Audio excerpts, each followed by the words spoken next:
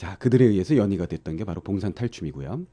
그 내용상의 특징은 일반적으로 현 시대적인 상황을, 당시 시대적인 상황을 반영을 하고 양반이라든가 혹은 그 파괴한 승려들, 이런 사람들을 비판하고 또 서민들의 애환을 담은 그런 작품이라고 볼 수가 있겠습니다. 자, 그럼 봉산탈춤.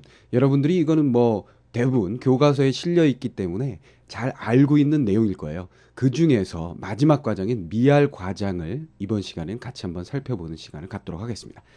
자, 내용은 이렇습니다. 미알 과장은 난리로 헤어진 할멈과 미알 할멈과 미알 영감이 다시 만나게 됩니다. 그러니까 애타게 남편을 찾고 애타게 아내를 찾는 과정에서 서로 만나게 되는데요.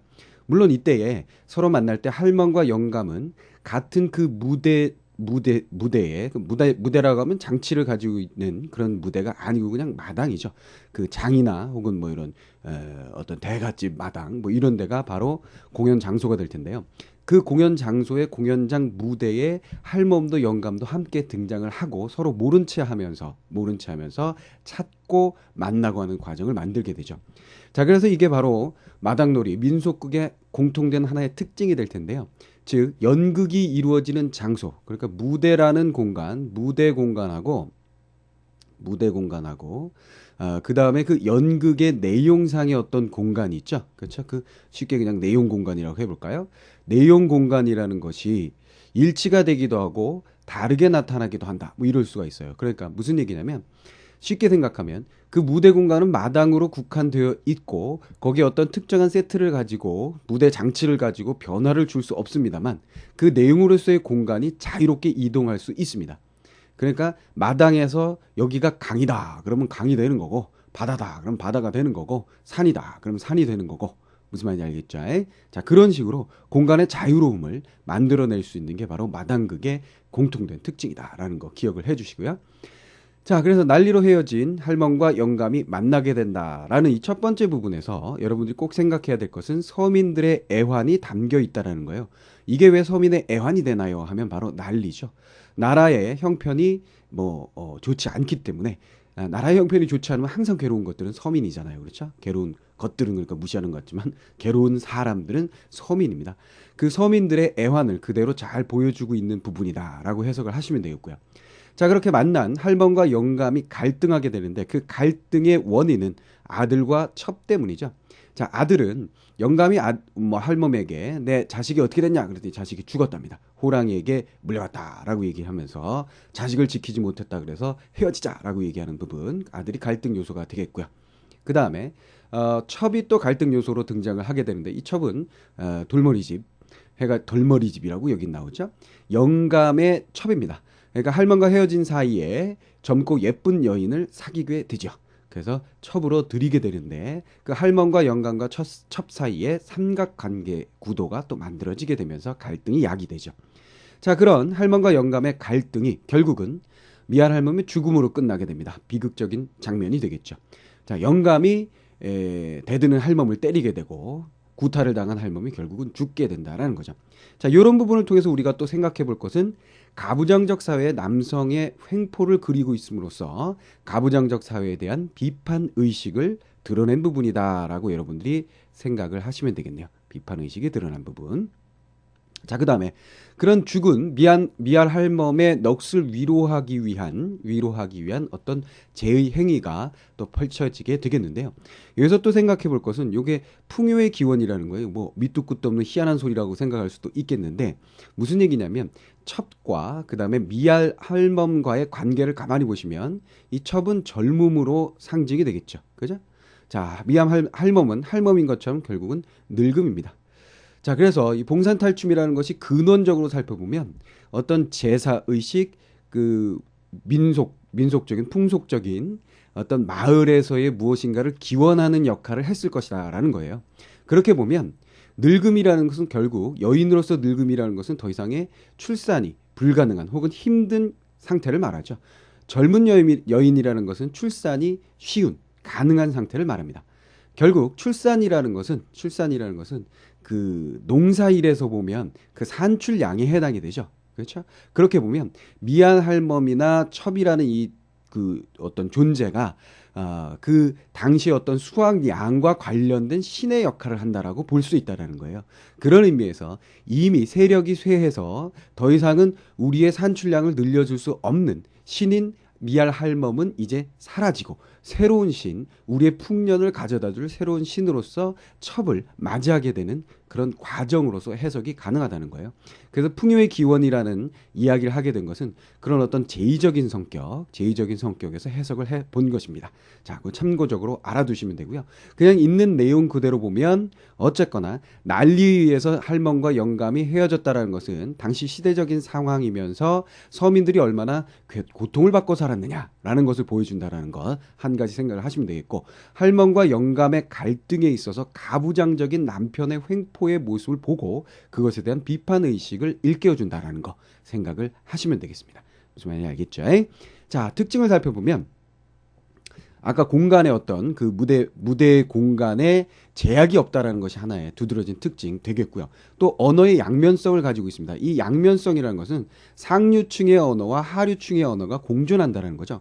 상류층의 언어는 좀 고상하고 뭐 한문구 혹은 뭐 고사성어 이런 것들을 이야기하겠죠. 그 다음에 하류층의 언어라는 것은 일상적으로 서민들이 사용하는 말이면서 여기에는 음성상징어라든가, 그죠? 그 다음에 비속어가 포함이 된다라고 생각을 하시면 되겠습니다. 비속어, 버속어가 아니고 비속어죠. 비속어가 포함이 된다라고 생각하시면 되겠어요. 자, 그 다음에 고도의 풍자성. 풍자의 대상은 아까 누구라고 그랬어요? 승려 혹은 양반 혹은 현실이 바로 풍자 비판의 대상이 되면서 나타나겠죠. 혹은 중세 봉건 사회의 남성 중심의 사회 양식에 대한 비판도 들어있겠고요. 자, 개방적 구조라고 얘기를 했는데 뭐가 개방이냐? 관객과 악공이 쉽게 참여할 수 있습니다. 참여를 유도할 수 있는 부분들을 우리가 확인해 볼 수가 있고요. 그 다음에 전체 7개 과장으로 되어 있어서 합승버스, 옴니버스식의 합승 마차식의 구성을 가지고 있습니다. 그러니까 7개의 과장이 서로 밀접한 연관을 가지면서 유기적으로 되어 있는 것이 아니라 사파적인 구성을 가지고 있다라고 여러분들이 생각을 하시면 되겠죠. 자, 그러면 그 뭐 쉽게 생각할 건 여러분들이 이미 잘 알고 있는 양반 과장하고 비교해 보시면 미알 과장하고 양반 과장하고는 전혀 별개의 이야기로 나타나고 있는 걸 여러분들이 확인할 수 있겠죠. 자, 그럼 몇 개의 부분 한번 같이 살펴봅시다. 미알, 한 손에 부채를 들고 한 손에 지팽이를 들었다. 지팽이 하는 건 뭐 이몸 순행 동안에요, 그렇죠? 잦은 국거리 장단에 엉덩이 춤을 추면서 등장 악공 옆에서 아이고, 자, 힘들어서일 수도 있겠고 슬퍼서일 수도 있겠죠. 아이고 하고 슬픈 소리를 냅니다. 악공이 웬 할멈인가? 자, 이 부분에서 여러분들이 바로 느낄 수 있는 거 뭐죠? 악공의 참여, 열린 형태, 개방이다라는 거 여러분들이 알 수 있게 되고요. 웬 할멈이라니 떵꿍 이건 뭐예요? 떡궁 그렇죠? 그 장단을 이야기하죠. 장단 소리가 들리기에 군만역에서 굿인 줄 알고 내가 한거리 놀러 온 할멈일세. 그래서 할멈의 신분이 사실은 미알 할멈의 신분이 무당으로 나타나게 됩니다. 그렇죠? 무당인 미알 할멈이 와서 굿이나 한번 하려고 그랬어. 그러죠. 악공이 한번 놀아보게. 놀던지 말던지 허름한 영감을 잃고 찾아다니는데 우리 영감을 찾고야 놀갔습네. 자, 노는 것보다 더 중요한 것은 영감을 찾아야겠어. 영감을 어찌 잃었습나? 아이고 우리 영감을 잃을래야 잃었나. 자, 잃고 싶어 잃었느냐? 우리 고향에 난리가 나서. 이거 뭐예요? 난리 때문에 헤어지게 되었다. 시대 상황이 어수선하였다. 그 속에서 서민들은 고통받았다. 이별할 수밖에 없었다.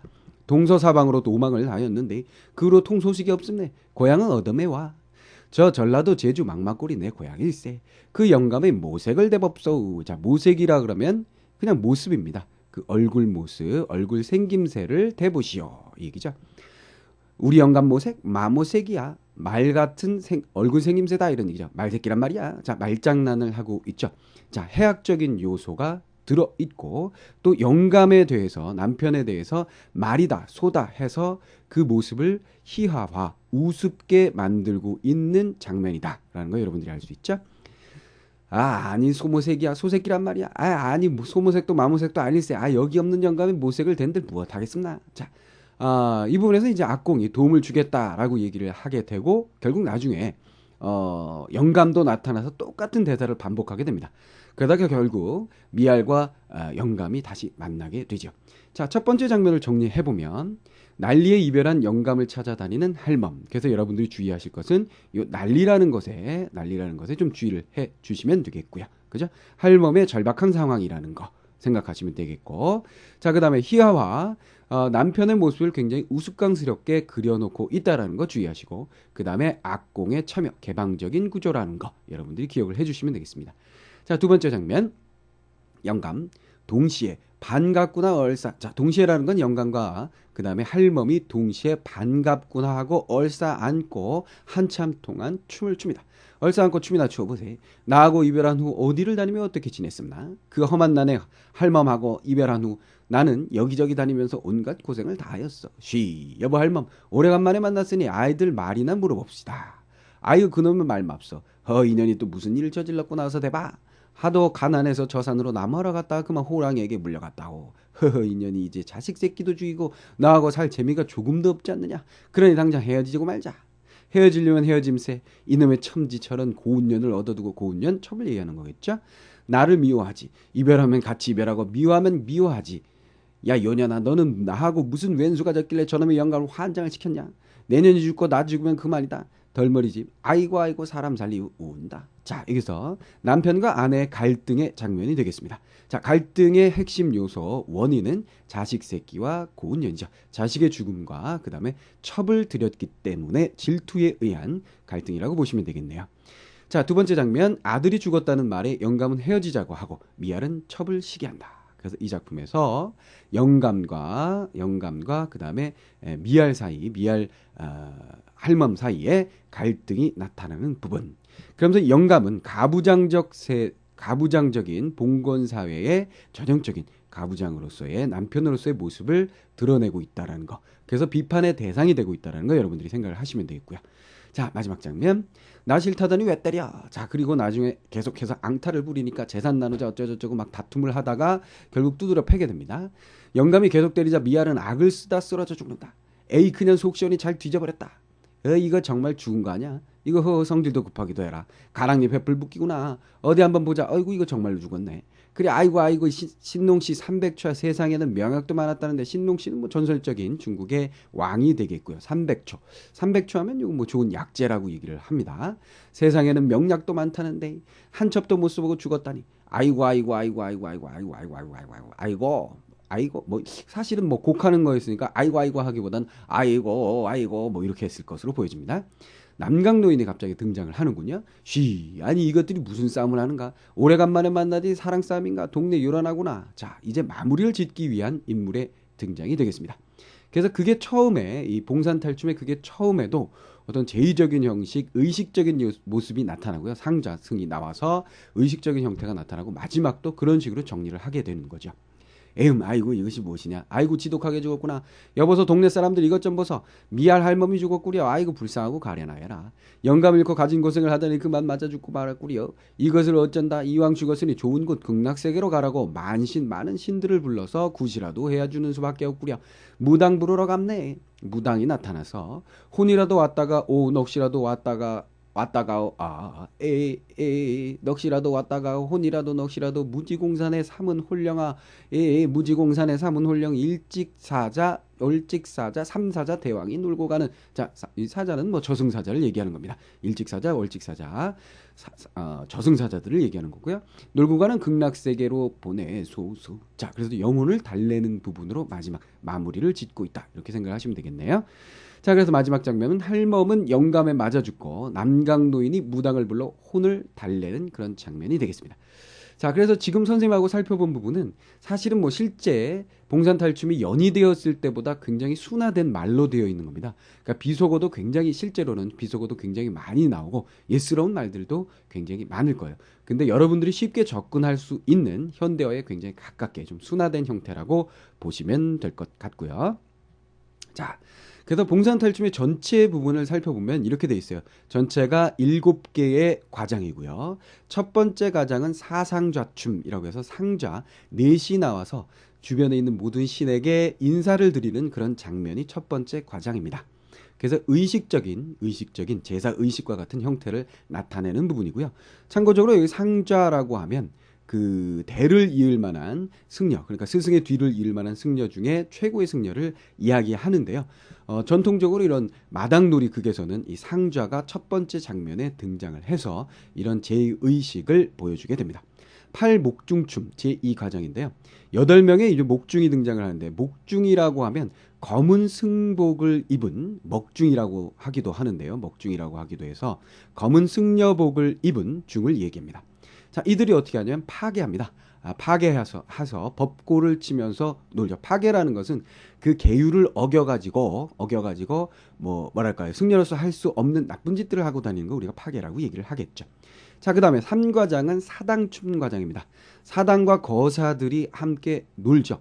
여기서 사당이라고 하면 때를 지어서 떠들고 다니면서 춤을 파는 여자를 이야기하죠. 여인을 이야기하고요. 그 사당과 거사들이 함께 흐드러지게 놀죠. 자, 그 다음에 네 번째 과장은 노장춤 과장인데, 노장이 역시 뭐 승려인데요. 이 노장이 소무는 이제 여자입니다. 여자면서 무당인데요. 예쁜 여자 무당에게 반해요. 근데 이런 무당에게 반하게 되는 과정을 앞에 나온 목중들이 유도하게 되죠. 그녀를 위해서 신장사를 속이고 신을 빼앗는 장면이 두 번째 장면으로 나오게 되고요. 신장사는 또 원숭이를 데리고 다니면서 재밌는 장면들을 연출합니다. 그리고 나서는 취바리가 등장을 해서 노장에게서 소무를 빼앗아 살림을 차리고 아이를 낳는 장면을 연출하게 되죠.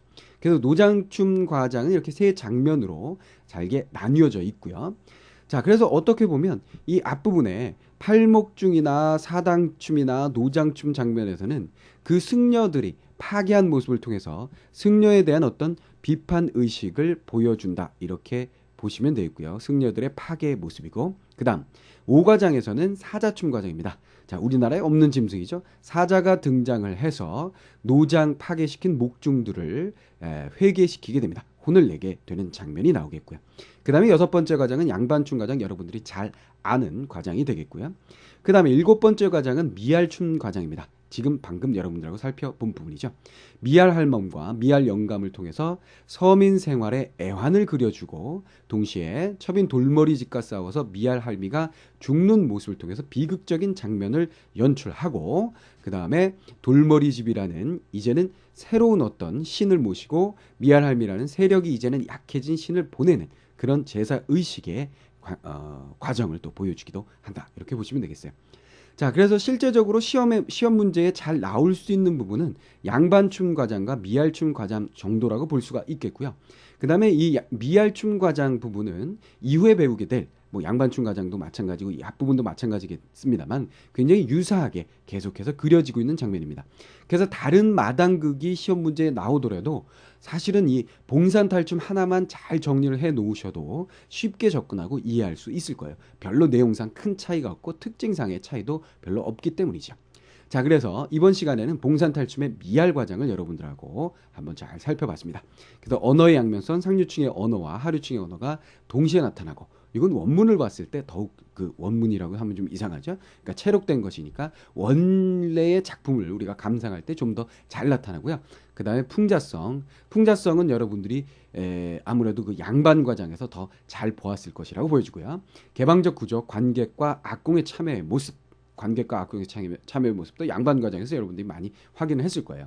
그 다음에 옴니버스식 구성, 양반 과정을 공부했고 미알 과정을 공부하니까 이것도 연결해서 여러분들이 알 수 있을 겁니다.